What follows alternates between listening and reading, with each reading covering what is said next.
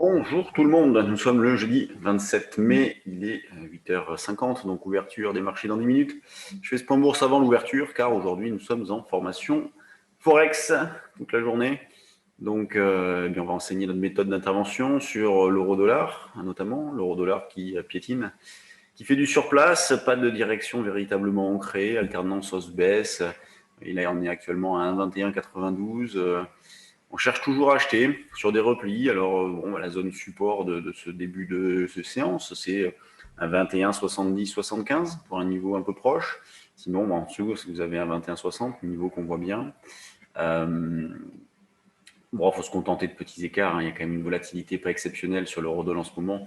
Donc, si jamais on parvenait à acheter dans cette zone-là, ça serait l'idée d'aller chercher un 22,20. Les indices, eux, donnent toujours une impression un petit peu particulière, ça cale depuis plusieurs jours déjà. On se rend bien compte qu'ils ont du mal à progresser en l'absence de catalyseurs.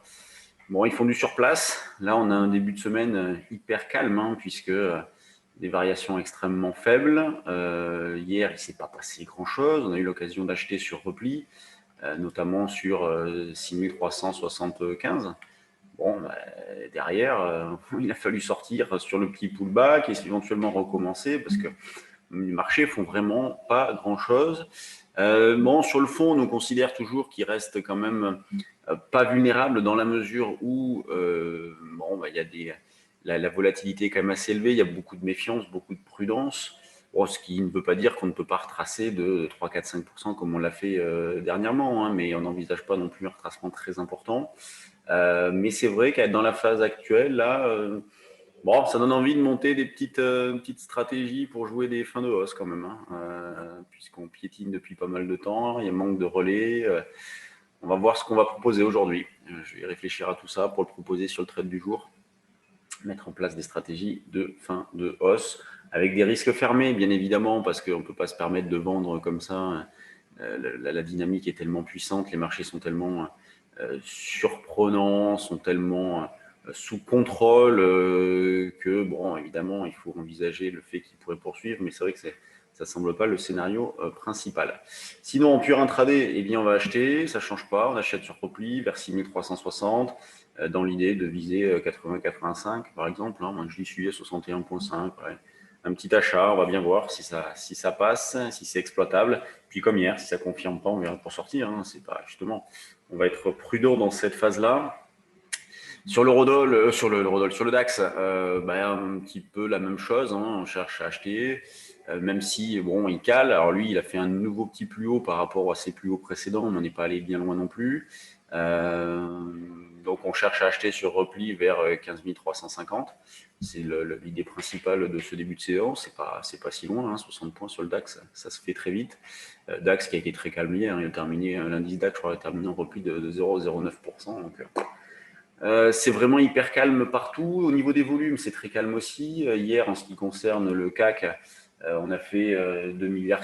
Donc, je vais partager l'écran, même si après, on ne regardera pas trop les actions parce que tout est fermé. Mais oui, 2,6 milliards sur l'indice CAC 40. Et à noter une divergence extrêmement forte entre l'indice CAC 40 et l'indice des mid et small, qui, lui, depuis, je l'affiche ici, CAC mid et small, qui lui, depuis le mois d'avril, le 6 avril, fait du surplace. Il est même plus bas que son niveau du 6 avril, alors que l'indice CAC 40, lui, est 4-5% dessus.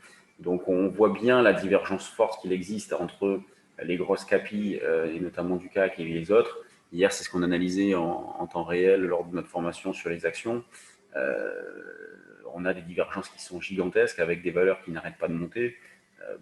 Sur les valeurs du CAC, il y a le luxe, hein, notamment, qui en profite bien. Et puis, vous avez d'autres dossiers, même au sein du CAC, hein, comme Atos, ce genre de valeurs qui sont vraiment en sous-performance.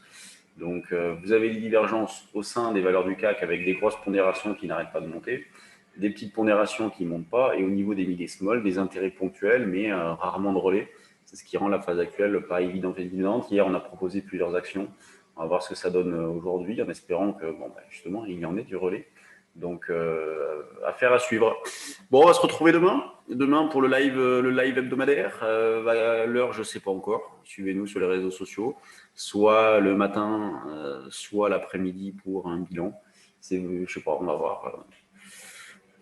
Je vais voir ce que je fais, je sais pas encore, ça sera la surprise. Bon, sur ce, je vous remercie de votre fidélité, de votre intérêt, et puis on se retrouve demain. Salut à tous.